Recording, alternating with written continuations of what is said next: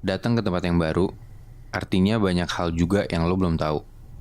Kayak misal, tempat yang lo anggap bakal aman dan gak akan terjadi apa-apa, ternyata gak gitu. Bisa jadi, lo baru masuk ke sebuah tempat di mana hal-hal mistis udah nungguin lo di sana.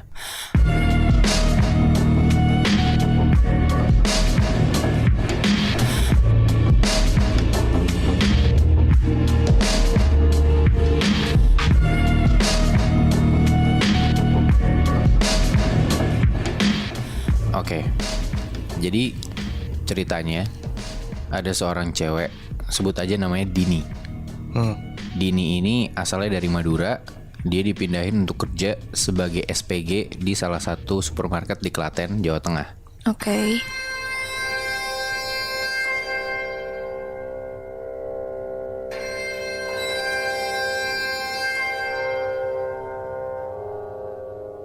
Dini ini usia baru 22 tahun. By the way, ini ceritanya kejadiannya di tahun 2003. Dini tuh nyari kosan bareng satu temennya namanya Endang. Mereka berdua singkat cerita dapat kosan di daerah Klaten itu. Oke. Di hari Minggu, mereka ketemu ibu kosannya. Udah lihat-lihat segala macam, kosannya tuh kayak cukup sederhana dan murah. Jadi cuman satu tanah manjang ke samping, cuman ada 4 kamar. Jadi kamarnya tuh berderet gitu posisinya dengan kamar mandi di luar. Oh, berarti nggak ada yang di dalam kamar mandi? Gak ada kamar mandi di luar. Dan kata ibunya, kamar 1 dan kamar 2 ini udah diisi. Akhirnya Dini dan Endang ngambil kamar nomor 3 dan 4. Oh, mereka beda kamar. Beda kamar, sebelahan tapi. Nah, singkat cerita ibunya balik, tempat ibunya nih di belakang kosan itu. Udah tuh Dini dan Endang bersihin kamar masing-masing. Mereka beresin kamar sampai sekitar jam 6 sore, maghrib. Nah, malamnya sekitar jam 9-an, si Dini ini beli makan. Nasi bungkus gitu, dia bungkus, dia makan di kosan. Oke. Pas si Dini ini mau nyuci sendok di kamar mandi, jadi tuh posisi kosannya tuh kayak berderet tadi yang gue bilang. Terus dari paling kanan itu kamar mandi, terus kamar 1, 2, 3, 4. Jadi kamar mandi itu deket kamar nomor 1. Oke. Oke. Jadi kalau Dini mau ke kamar mandi, dia ngelewatin kamar nomor 2 sama nomor 1.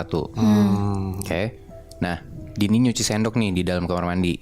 Pas Dini udah selesai, dia keluar buka pintu kamar mandi. Dini kaget. Tiba-tiba di depan kamar nomor 1 itu ada cewek pakai mukena putih ngehadap ke pintu kamar nomor 1, terus nengok ke arah Dini. Nah, di situ Dini mikir, oh ini mungkin mbak-mbak yang nempatin kamar nomor 1 nih. Dini coba basa-basi gitu, dia bilang kayak, mbak aku penghuni baru kamar nomor 3. Nah tapi mbak-mbak bermukena ini cuman diem aja. Dini bingung, tapi ya udah dia coba cabut aja tuh, dia bilang kayak permisi mbak. Dan di situ mbak-mbak bermukena ini masih nggak nanggepin juga. Oke. Udah tuh Dini makan di kamarnya, dia selesai makan, makanan belum habis tapi si Dini udah kenyang. Akhirnya si kertas nasi itu bungkusannya dia tutup sama sisa-sisa makanan di dalamnya. Oke. Nah terus dibuang tuh sampahnya sama Dini di depan kamarnya. Jadi kayak ada teras kecil depan kamarnya, itu ada tempat sampah dimasukin ke situ. Nah di situ sekitar jam setengah 10-an Dini tidur tuh karena besok kan hari Senin kan dia mau kerja. Nah tapi tengah malam sekitar jam setengah 1-an Dini tuh kebangun gara-gara Dini ngedenger ada suara plastik kresek-kresek gitu. Nah suara itu tuh munculnya dari depan kamarnya si Dini. Terus di kosannya Dini tuh kayak ada di samping pintu ada jendela. Nah dari jendela yang ketutup gorden itu Dini ngelihat kayak ada samar-samar bayangan orang ada di depan kamar dia. Bersamaan sama si suara plastik kresek-kresek itu. Si Dini gak mau keluar. Akhirnya dia selimutin kepalanya, dia coba tidur lagi. Pas paginya Dini bangun mau keluar kamar buat mandi, bener aja ternyata sampah sisa makanan di depan kamar dia itu berserakan. Oke. Nah pas Dini lagi ngeberesin, tiba-tiba ada suara cewek ngomong, mbak mau saya bantuin? Pas Dini nengok, ternyata itu ada cewek yang sebelumnya gak pernah dia lihat. Karena dia bukan ibu-ibu kosnya, pun bukan cewek yang tadi malam Dini lihat yang pakai mukena. Dini mikir, oh mungkin ini penghuni kamar nomor 2 nih. Nah di situ akhirnya mereka kenalan dan Dini tahu kalau nama si Mbak ini tuh namanya Mbak Rita. Mbak Rita. Oke. Nah di situ si Mbak Rita ini ngomong, kalau tinggal di sini buang sampahnya jangan malam-malam. Kalau ada sampah malam disimpan dulu aja di kamar, buangnya besok pagi. Karena Nah, si Dini tuh nggak tahu kenapa si Rita ngomong kayak gitu. Akhirnya ya udah, si Dini bilang, "Oh iya Mbak. Ngomong-ngomong, Mbak Rita ini penghuni kamar nomor 2 ya?"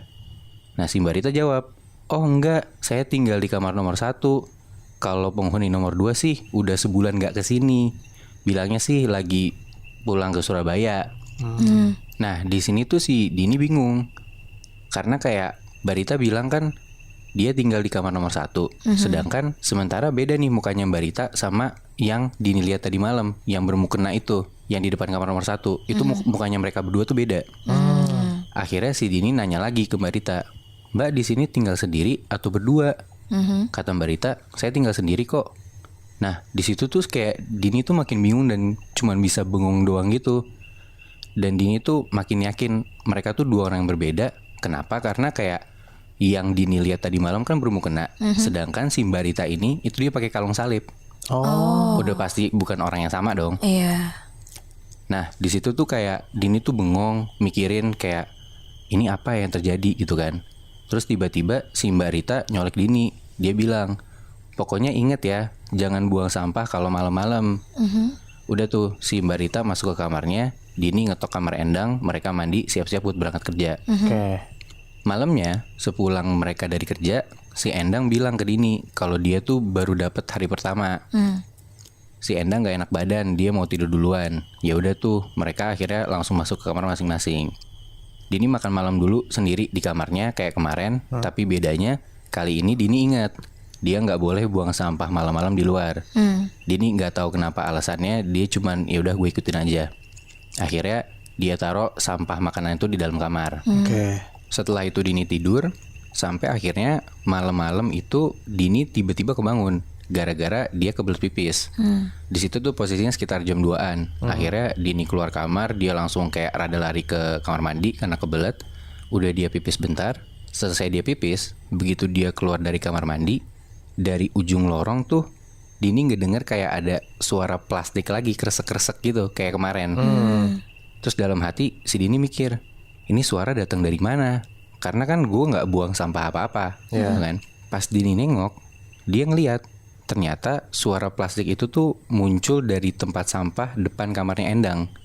Oke. Yang mana di situ dia ngeliat di samping tong sampah itu ada cewek pakai mukena lagi jongkok ngacak-ngacak tempat sampahnya Endang pakai mulutnya. Ih. Di situ kayak Dini, anjrit ini apaan gitu kan. Dia merem, dia coba baca-baca doa yang dia tahu. Begitu Dini melek, sosok itu udah hilang gitu aja tiba-tiba. Oke. Dini langsung lari, dia ngecek tong sampahnya si Endang. Ternyata tempat sampahnya si Endang tuh penuh dengan sampah plastik-plastik sisa makanan gitu.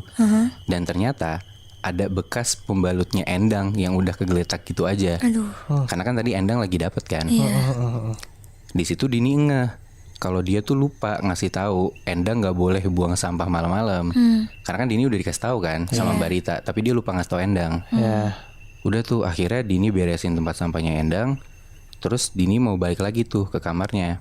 Tapi tiba-tiba pas Dini mau masuk ke kamarnya, Dini dengar ada suara dari dalam kamarnya Endang kayak gini, kayak kayak orang kehabisan suara gitu, tau gak lo? Di situ tuh Dini tahu suaranya emang dari dalam kamarnya Endang. Dan Dini ngerasa kayak ada sesuatu yang aneh nih. Akhirnya di jam 2 pagi itu Dini tuh ngetok kamarnya Endang, tapi Endang gak nyaut-nyaut. Pintunya juga kekunci, dicoba buka gak bisa. Sementara suara yang tadi gue bilang yang kayak orang kehabisan suara itu tuh tetap ada suaranya. Tapi Endang dipanggil-panggil gak nyaut. Dini mau ngecek ke dalam ada apa, tapi karena pintunya kekunci tadi gue bilang, dan karena jendela itu ketutup gorden, Dini tuh akhirnya ngecek dengan ngintip lewat ventilasi di atas jendela. Kan kalau di kos-kosan tuh ada di atas jendela ada ventilasi gitu kan. Iya. Manjat gitu berarti. Iya, dia rada manjat gitu. Nah, lewat lubang ventilasi itu, si Dini tuh ngeliat kalau Endang ini lagi tiduran telentang. Mulutnya mangap ngeluarin suara yang tadi kayak kayak gitu. Tapi di atas Endang itu ada cewek pakai mukena putih. Dia nindihin Endang Ih. sambil cewek ini tuh mukanya persis di depan mukanya Endang. Terus karena mungkin si sosok cewek ini sadar lagi diintipin sama Dini, si sosok ini ngelihat ke arah Dini, Cing. dan di situ mukanya berdarah-darah. Aduh. Ih. Dan seketika si sosok ini loncat ngerangkak ke arah Dini sampai hampir ngeraih ventilasinya. Anjir. Di situ Dini langsung bener-bener teriak histeris, minta tolong. Langsung Barita keluar dari kamar, disusul ibu kos yang tinggal di belakang kosan itu, karena ngedenger si Dini teriak. Si ibu kos langsung ngambil kunci serep, dan pas pintu kamarnya Endang dibuka, sosok cewek bermukena ini tiba-tiba hilang gitu aja. Tapi di situ Endang masih kayak megap-megap kayak masih kayak gitu. Anjir. Hah. Terus Mbak Rita coba ngedeketin Endang, dia duduk samping Endang, dia copot kalung salibnya dan dia taruh di atas dadanya Endang. Di situ Endang langsung teriak-teriak ngejerit kenceng banget, dan di situ si Dini ngelihat kalau Mbak Rita ini kayak ngebaca-baca suatu doa-doa gitu. Tapi Dini nggak ngerti doanya apa. Dan Endang gak lama dari situ tuh tiba-tiba lemes dan pingsan gitu aja. Oke. Setelah kejadian itu Mbak Rita ceritalah kalau Endang ini digangguin sama penunggu kosan yang ada di situ. Yang mana wujudnya adalah perempuan yang pakai mukena dan sering gentayangan di kosan itu. Si sosok ini punya kebiasaan buat ngorek-ngorek tempat sampah. Makanya nggak boleh lo buang sampah malam-malam di depan kosan lo, karena pasti akan diacak-acak sama si penunggu ini. Oke. Dan di situ Mbak Rita bilang kalau Endang ini digangguinnya lebih parah karena Endang lagi dapet dan ngebuang bekas pembalutnya itu di luar. Dan penunggu ini nggak suka sama hal itu. Dini bilang ya dia minta maaf karena dia lupa ngasih tahu si Endang buat gak buang sampah di luar kamar malam-malam. Anjir. Menurut gua apes banget sih si Endang. Dia nggak tahu kalau misalnya ada permasalahan nggak boleh buang sampah malam-malam. Pas dia buang, dia langsung apes digentayangan sama si sosok itu gitu loh. Iya. Tapi gue masih penasaran sih, Bi. Gak ada penjelasan lebih lanjut kayak kenapa sosok itu suka tadi ngeberantakin sampah itu.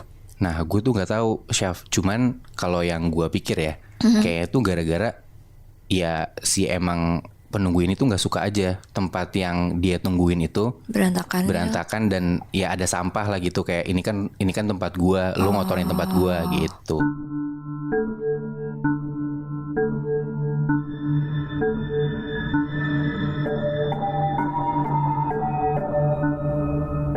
Jadi cerita ini tentang mahasiswa FMIPA UI yang namanya Faris dan Tommy. Oke. Mereka berdua ini asalnya dari luar kota. Faris dari Kebumen, Tommy dari Lampung. Nah mereka berdua itu kuliah di UI, stay di Jakarta, dan stay-nya itu di asrama UI. Oke. Jadi tuh UI tuh kayak punya asrama gitu loh, Chef. Oke. Jadi kalau misalnya maba-maba atau mahasiswa UI dari luar Jabodetabek yang kuliah di sana, lo bisa nempatin si asrama UI ini karena emang murah gitu loh. Oke. Jadi kejadian ini tuh sekitar tahun 2013-an. Berarti belum terlalu lama lah ya. Ya belum terlalu lama lah. Ini mereka posisinya masih maba nih Moy? Masih maba. Oke. Mereka berdua ini asrama di asrama UI dan dapat di gedung B. Emang ada berapa gedung? Nah jadi tuh gedung asrama UI tuh kalau nggak salah gue ya ada lebih dari 5 gedung itu loh, Chef. Oke. Dan dibagi-bagi, ada yang gedung cowok, ada yang gedung cewek. Oh, dipisah. Nah si Faris sama Tommy ini dapat di gedung B dan mereka sekamar. Suatu hari mereka berdua kan itu lagi masih maba banget kan, masih kuliah, masih awal-awal, jadi kayak mereka sering nongkrong di kantin buat kayak dapet teman baru gitu loh. Oke. Ketemulah mereka sama senior yang emang udah lama lah tinggal di asrama UI itu. Tapi gue lupa juga dia fakultas apalah si orang ini ya. Ini kita sebut aja namanya Andreas. Oke. Nah si Andreas ini ceritalah tentang asrama UI segala macem. Nah senior ini cerita kalau misalnya asrama UI itu emang terkenal angker. Dan tempat yang paling angker di asrama UI itu ada di gedung C. Oke. Gitu. Kata si Andreas ini dia bilang kayak orang-orang tuh suka denger di gedung C tuh ada kayak suara cewek nangis, ada kayak suara cewek senandung di lorong gitu. Sampai yang paling parahnya lagi tuh kayak ada orang pernah mahasiswa UI itu ditongolin sama pocong pas dia lagi tidur di kamarnya. Bangsat. Nah dari situlah kayak pertama Faris sama Tommy tuh ngedengerin aja kayak percaya nggak percaya kan, karena mereka masih maba juga kan. Nah sampai singkat cerita 2 bulan pertama mereka tinggal di asrama UI gedung B ya nggak ada kejadian apa-apa gitu. Nah tiba-tiba ada di suatu hari tuh kamarnya mereka berdua plafonnya tuh bocor pas lagi hujan gitu ya. Mereka lama-lama kayak nggak betah lah tinggal di sana karena setiap hujan kan kayak lantainya lepek gitu basah kan. Iya. Nah mereka berdua mutusin buat ketemu sama pengurus asrama UI buat minta pindah kamar. Nah mereka berdua ngurus segala macam bla bla bla, dapatlah mereka dapat kamar baru. Dan kamar barunya ini ada di gedung C. Ya. Ya. Yang mana yang tadi gue bilang ceritanya angker kan kata Andreas. Iya. Pertama tuh mereka berdua pas dapat kabar kalau misalnya mereka pindah gedung C itu kayak rada-rada takut juga. Karena mereka berdua keinget lah cerita Andreas kan kalau misalnya gedung C angker segala macam gitu. Tapi mereka mikir ya karena mereka berdua juga Faris sama Tommy kemana-mana bareng ya setidaknya apapun yang terjadi ya mereka bisa saling nemenin lah. Iya, Gak benar. pernah sendiri kan. Jadi mereka kayak yaudah nggak apa-apa kali di gedung C aja gitu. Udah sampai suatu hari, jadi si Tommy itu ada di suatu hari Sabtu dan Minggu nginep di rumah saudaranya di Jakarta. Oke. Jadi mau nggak mau si Faris harus tinggal sendiri dong di asrama. Iya benar. Nah si Tommy itu bilangnya mau balik Senin. Jadi Sabtu malam dan Minggu malam si Faris sendiri di asrama. Nah akhirnya di hari itu ya Faris sendirian lah di asrama UI itu kan. Sampai sekitar jam 8-an malam Faris nyoba buat tidur. Nah anyway itu kamar mereka itu kedapetan satu kamar kasurnya tuh bertingkat gitu loh. Oh bang bed. Iya, jadi ada 2 tingkat gitu kasurnya. Nah si Tommy biasa tidur di bawah temennya ya. Si Faris biasa tidur di atas. Nah berarti kasur bawah kosong dong karena Tommy lagi cabut. Iya. Nah di malam itu tuh Faris tuh ngerasa kayak susah tidur gitu. Nah karena si Faris tuh ngerasa kayak susah tidur, dia tuh nyoba buat main HP. Dia buka Twitter biar ngantuk. Nge-scroll lihat tweet-tweetan orang biasalah. Dia nge-scroll sampai akhirnya dia nyangkut di satu thread horor yang nyeritain tentang ada orang didatengin sama hantu cewek. Nah bukannya si Faris ini makin ngantuk, tapi si Faris ini karena baca threadnya itu jadi makin parno gitu loh. Semua itu jadi kayak nyambung gitu loh di otaknya Faris. Dia baca thread Twitter nyeritain tentang hantu cewek dan dia juga ingat kalau misalnya cerita dari Andreas ada penunggu gedung C yang serem banget yaitu hantu cewek juga kan. Karena dia takut, dia close Twitternya, dia nyoba buat tidur lagi sambil dia dengerin lagu dari handphonenya. Nah pas dia lagi nyoba tidur kan lagunya tuh hidup kan. Nah samar-samar tuh di antara lagu tuh Faris tuh denger kayak ada suara bisikan cewek gitu loh. Kayak gitu. Nah si Faris tuh karena rada suara apaan tuh gitu. Faris nyoba matiin lagunya, dia merhatiin lagi tuh, dia coba diam dengerin, oh ternyata nggak ada apa-apa. Faris ngerasa oh itu cuma suara apalah, gue nggak tahu, gue parno doang kali gitu. Faris nyoba tidur lagi, dia setel lagi lagunya. Pas dia setel lagi lagunya, bener ada lagi suara cewek samar-samar di antara lagunya itu loh, kayak gitu lagi. Nah dia matiin lagi lagunya, dia tungguin tuh suaranya datang lagi apa enggak. Ternyata bener suara bisikan tuh datang lagi. Duh anjing. Dan kali ini Faris tuh denger jelas banget karena kan udah nggak ada lagu kan.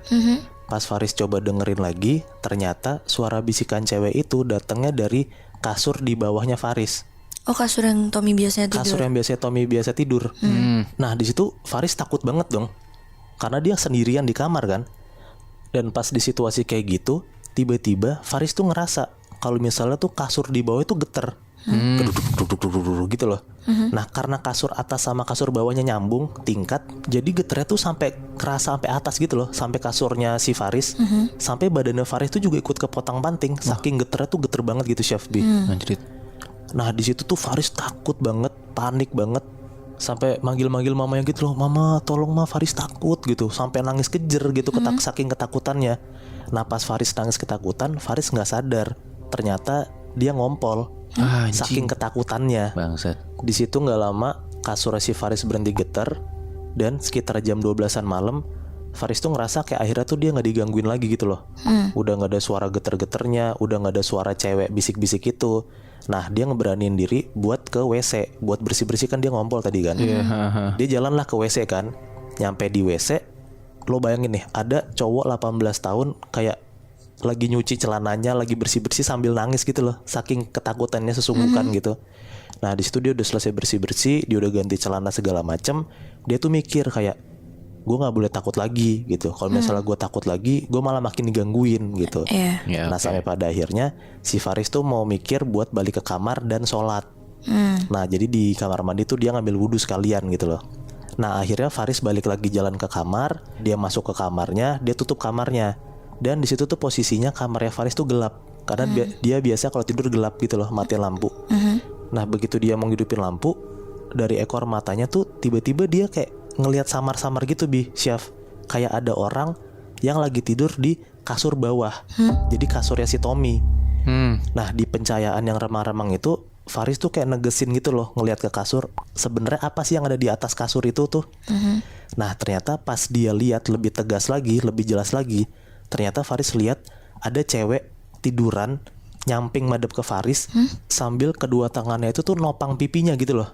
Kebayang gak lo? Bayang. Jadi kayak tangannya jadi bantalnya dia gitu. Iya bener. Sambil kedua matanya si cewek ini melotot madep ke Faris. Anjing. Di situ Faris yang tadi mau ngidupin lampu jadi takut, nggak berani. Karena kalau misalnya si Faris ngidupin lampu, ya makin jelas dong sosoknya kelihatan kayak gimana Iya, kan. benar. Di situ walaupun takut, akhirnya Faris nyoba buat ya udahlah gue sholat aja gitu.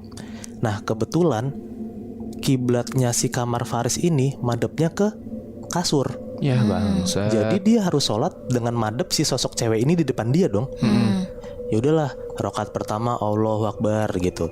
Bener tuh, Faris tuh ngerasa kayak nggak husuk sama sekali gitu loh sholatnya. Karena dia ngerasa si sosok ini tuh masih ngeliatin aja, masih melotot aja ngeliatin si Faris. Habis itu dia ruku Allahu Akbar. Di situ posisinya si Faris nunduk ke bawah dong. Iya benar. Habis itu dia bangun lagi, sami Allah liman hamidah.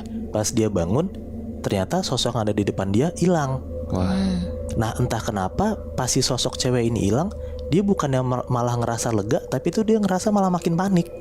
Karena dia ngerasa sosok itu bisa nongol entah dari mana aja kan. Benar. Iya. Nah gara-gara kepikiran kayak gitu, si Faris tuh gak sadar kalau misalnya posisi dia tuh berdiri lama banget.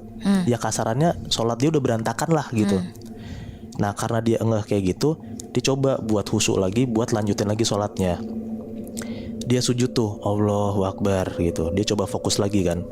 Nah pas dia lagi sujud, dia tuh ngerasa kayak di sela-sela kakinya tuh kayak ada sesuatu gitu loh Syaf. Kan lo bayangin nih, kalau misalnya posisi sujud, berarti kakinya kan kayak ngangkang kebuka gitu kan.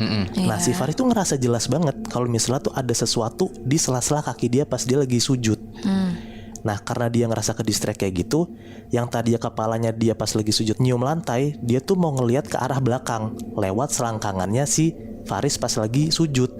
Posisinya by the way si Faris tuh pakai celana panjang. Jadi kalau misalnya dia ngelongok dari selangkangannya langsung kelihatan ke belakang. Iya benar. Nah pas dia ngelongok lewat selangkangannya, ternyata bener Chef, ternyata ada sesuatu di tengah-tengah kakinya si Faris ini. Pas dia ngelongok, ternyata ada sosok kepala hantu cewek yang tadi si Faris lihat, dan matanya tuh masih jelas melotot ke arah Faris. Jadi mereka berdua tatap-tatapan gitu Chef. Bayangin jadi Faris, lo sendirian di kamar di asrama, dan tiba-tiba tuh lo bener-bener sedekat itu sama sosok hantu yang lo takutin banget. Gue nggak bisa ngebayangin sih Muy, karena kalau udah tahu temen lu bakal cabut dan lu harus tinggal sendiri, gue mending cari tempat lain yang ada teman gue sih. Sama sih. Gak mungkin sih gue bakal stay sendiri dengan fakta dimana gue tahu gedung yang gue tinggalin itu ada cerita angkernya.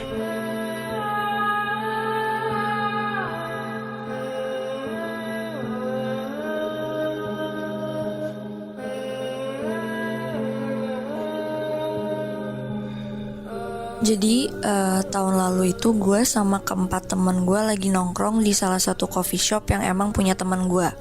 Namanya itu Mas Ari. Mas Ari. Iya. Oke. Nah kita itu nongkrong di coffee shopnya Mas Ari itu sampai sekitar jam 12-an malam lah. Ini di mana? Coffee shop ya? Iya. Di Jakarta. Oke. Nah sampai akhirnya karena ya udah jam 12 gitu kan, udah malam gitu untuk nongkrong di situ. Akhirnya Mas Ari ngajak gue sama 3 teman gue ini untuk pindah tempat nongkrongnya ke tempat stay-nya Mas Ari. Nah kebetulan Mas Ari ini emang stay di kosan eksklusif di daerah Kemang. Oke. Dan emang benar pas gue nyampe sana pun emang kosannya tuh bagus banget, dari dekorasinya, vibes-nya itu tuh emang yang kayak vibes Bali gitu loh Moy Bi. Dan bahkan di lantai satunya ini tuh, BTW kosannya tuh 2 lantai gitu. Jadi di lantai satunya itu bahkan ada bekas tempat art exhibition gitu loh. Jadi lu tuh bakal bisa lihat ada patung-patung, lukisan-lukisan, gamelan-gamelan, gonggong yang emang kayak mungkin ya, gue juga nggak tahu, mungkin emang dari daerah Bali gitu. Kayak gue tahu nih kosannya nih. Nah di situ tuh kita minum-minum ada di kayak lounge open space gitu, yang emang dimana posisinya si open space ini tuh pas banget di sebelah si art exhibition ini. Oh berarti di lantai 1. Iya di lantai 1. Kita minum-minum sampai sekitar jam 2 pagian lah. Karena teman-teman gue yang lain ini, terutama yang cowok, mabuknya tuh udah pada ngaco, udah pada nggak bener lah. Akhirnya gue sama teman gue satu ini cewek namanya Joanna, ya kita lumayan agak ngerasa risih. Akhirnya gue sama Joanna memutuskan untuk pindah ke kamarnya Mas Ari. Jadi gue sama Joanna di kamar, Mas Ari sama 2 teman gue ini namanya Alex sama Putra itu masih stay di open space ini. Oke. Nah gue tuh di kamar berdua sama Joanna tuh ya kayak kita deep talk itulah, cewek lagi berdua kan. Nah pas banget si Joanna tuh ya lagi curhat di situ tuh. Ya udah nih gue ngeladenin aja, gue ngedengerin lah apa yang Joanna ceritain gitu ke gue. Sampai akhirnya di pertengahan Joanna lagi ngomong, tiba-tiba tuh gue sama Joanna tuh ngedengar ada suara gong dipukul gitu loh, bunyinya kayak deng. Di situ gue sama Joanna langsung diem, nggak ngobrol, cuman lihat-lihatan doang. Tapi kita nggak ngerespon ke bunyi itu, kita kayak oh ya udah gitu kan. Ya udah akhirnya kita lanjutin lagi ngobrol, gue ngedengerin Joanna ngomong sampai akhirnya bunyi yang tadi kita dengar, bunyi gong itu untuk kedua kalinya tuh kedengeran lagi nih sama kita. Nah tapi kali ini bunyinya tuh jauh lebih kenceng dibandingkan dari yang pertama. Akhirnya di situ gue ngomong lah ke Joanna, BTW itu tadi suaranya lebih kencang daripada yang pertama, kita cek aja yuk. Nah karena Joanna takut, akhirnya Joanna dia nyuruh gue sendiri aja untuk ngecek kan. Nah ya udah tuh akhirnya gue keluar dari kamarnya Mas Ari. Nah tapi pintunya tuh nggak gue tutup rapat gitu loh, jadi kayak masih ada kebuka dikit. Karena kan maksudnya gue cuma mau ngecek doang kan. Iya. Oh iya BTW kamarnya Mas Ari itu di lantai 1 juga. Oke. Nah ya udah akhirnya gue keluar dari kamarnya Mas Ari. Ya udah gue cek ke arah si tempat bekas art exhibition itu kan. Karena gue inget oh iya tadi gue ngeliat gong lah dari situ. Nah pas gue lihat, ternyata itu yang gue lihat adalah kedua teman gue, si Alex sama si Putra ini. Yang dimana kayaknya mereka tuh udah kemabukan banget. Dan gobloknya kalau misalnya mereka udah mabuk itu mabuknya yang rasa gitu loh Muibi. Rusuh gitu. Iya berisik. rusuh berisik. Dan ternyata emang benar yang pas gue lihat adalah si Alex sama si Putra ini tuh lagi lomba-lombaan mukul gong siapa yang paling kencang. Oh jadi suara itu dari mereka berdua. Iya mereka yang membuat suara itu tuh. Nah sementara Mas Ari tuh posisinya udah kegeletak di ubin. Mungkin kayaknya kebanyakan minum jadinya mabuk tepar gitu kan. Gue ngomong ke mereka, udah jam 2 malam bego, lu jangan berisik, ini kita di tempat orang. Kalau misalnya kita ngeganggu kosan yang lain gimana gitu penghuninya. Terus juga kalian berdua ngapain mukul-mukul gong? Kita tuh orang baru di sini, kita nggak tahu itu siapa tahu barang keramat atau ada penunggunya. Kalau misalnya nanti kalian gimana, kalian bisa apa? Udah tuh di situ akhirnya gue ngomong ke Alex sama Putra, udahlah mendingan lo berdua nih gotong Mas Ari ke kamar gitu kan, kasihan maksudnya Mas Ari udah kegeletak kan di ubin. Nah akhirnya tuh di situ Alex ngebopong tangan kanannya Mas Ari, yang tangan kirinya tuh teman gue yang satu lagi Putra. Akhirnya kita berempat jalan pelan-pelan ke arah kamarnya Mas Ari. Nah jarak antara kamarnya Mas Ari ke open space tadi yang tempat kita minum-minum itu tuh deket lah, kurang lebih kayak sekitar 20 meteran. Nah pas gue sama 2 teman gue ini lagi jalan pelan-pelan, tiba-tiba tuh kita semua ngeliat di situ ada cewek pakai kemben merah, terus bawahnya tuh pakai kain, sama dia pakai selendang, dan dia tuh jalan ngelintas gitu dari kanan ke kiri, yang dimana kiri itu tuh tempat kamarnya Mas Ari. Jadi sosok cewek ini tuh masuk ke kamar Mas Ari gitu loh. Ya anjing. Di situ gua, Alex, Putra bener-bener cuman diem, bengong, ngeliatin satu sama lain. Kita tengok-tengokan lah. Sampai akhirnya Alex ngomong, lu pada ngeliat kan? Gua Putra jawab iya. Nah di situ yang tadinya gua mikir, oh mungkin ini pengaruh alkohol kali. Tapi akhirnya gua nggak mikir kayak gitu, karena maksudnya kita bertiga lihat jelas dan kita juga mengiyakan gitu kan. Lu bayangin posisi kayak gitu, kita bertiga bener-bener sempet lah bener-bener definisi diam, gak berani ngapa-ngapain, mau bersuara juga gak berani, mau ngobrol sama satu sama lain juga gak berani. Ya bahkan bisa dibilang kita ada di posisi kita matung lumayan lama. Nah tapi tiba-tiba gue keinget, anjing gitu, di kamar tuh masih ada Joanna. Gue takut Joanna kenapa kan. Akhirnya gue bilang ke Alex sama Putra, ya udah yuk kita jalan nih bertiga sambil ngebawa Mas Ari, sekalian juga kita ngecek Joanna di kamar. Nah tapi si Alex sama Putra nggak mau karena mereka takut. Ya. Mereka ngomong udah Syaf lu aja. Alex bilang gini-gini badan gue gede tatoan, tapi kalau misalnya masalah kayak gini gue nggak deh Syaf, gue takut banget. Bangsat. Di situ akhirnya gue yang kayak ya udah iya gue masuk duluan, tapi kalian di belakang gue ya, jadi kalian ngejagain gue gitu in case tiba-tiba ada apa gitu kan, nggak ada yang tahu. Ya udah nih, gue jalan pelan-pelan, Alex sama Putra juga ngikutin kan sambil ngebopong Mas Ari. Pas kita masuk, kita bertiga tuh ngeliat. Jadi tuh gini, sebelum gue cabut, posisi Joanna terakhir tuh lagi rebahan gitu di kasur. Nah tapi yang kali ini kita lihat adalah Joanna tuh udah berdiri di atas kasur sambil, lu tahu kan tarian Bali kayak gimana?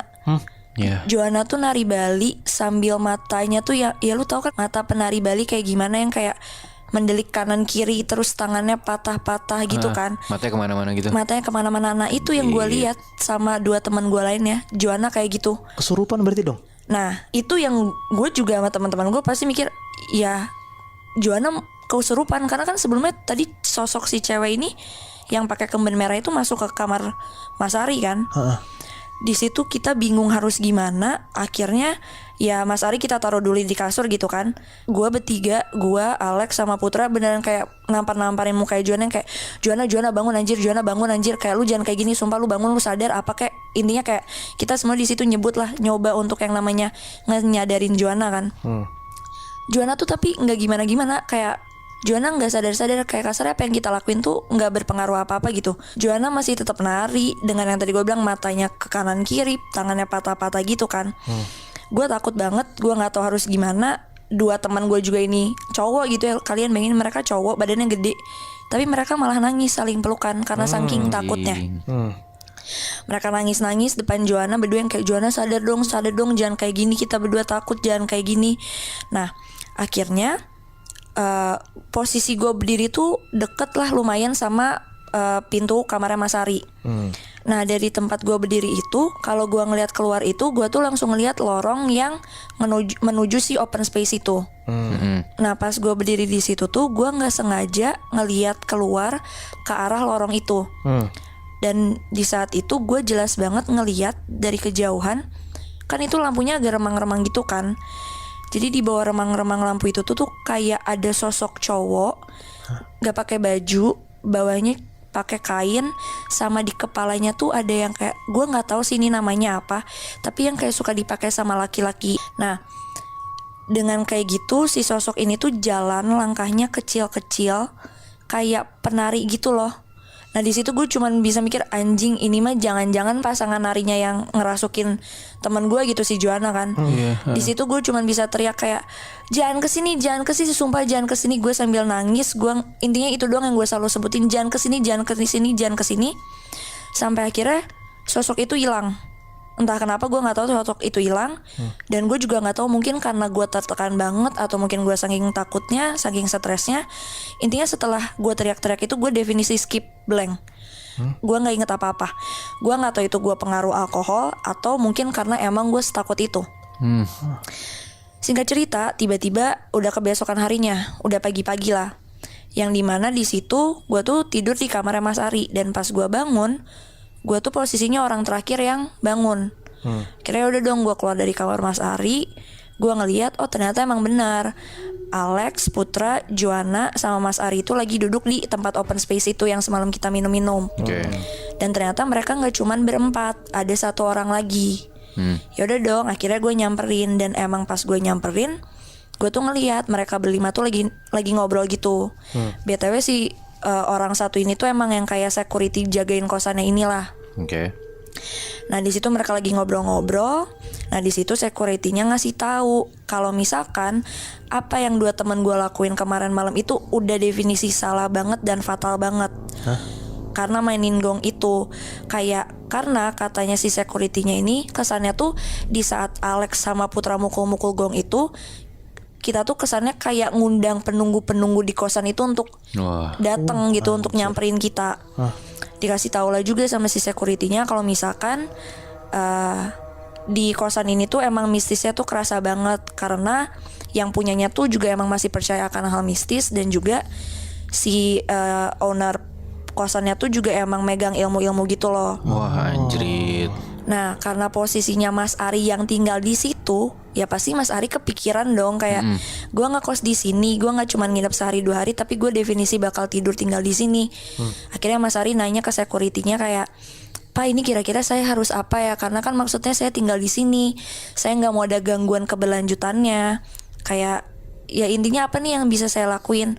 Akhirnya security-nya ngasih tahu, wah Mas, maaf banget, kalau saran saya sih mendingan Mas pergi aja dari kosan ini.